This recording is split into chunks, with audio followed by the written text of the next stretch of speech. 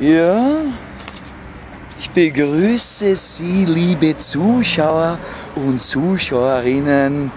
Ja, heute werde ich eine kleine Lesung halten, beziehungsweise der Titel der Lesung lautet Die Philosophie des Lokal-Cowboys. Aber vorher mache ich noch einen kräftigen Schluck.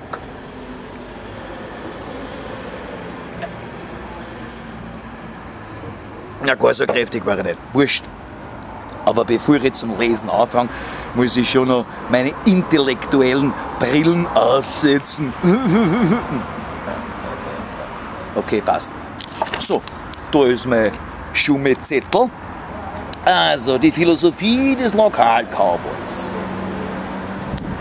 Lokale sind dazu da, dass man die Scheiße im Hirn ersäuft.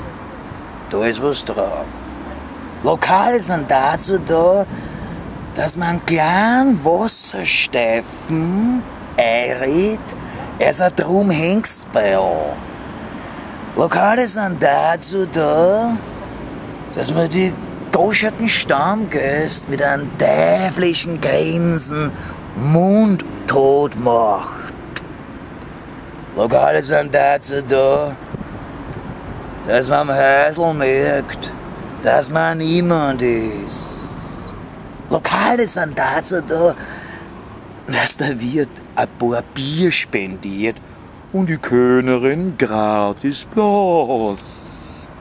Lokale sind dazu da, dass man immer schlagfertig ist, um nicht in der eigenen Blutsuppen zu schwimmen. Danke fürs Zuschauen und Zuhören. Arrivederci!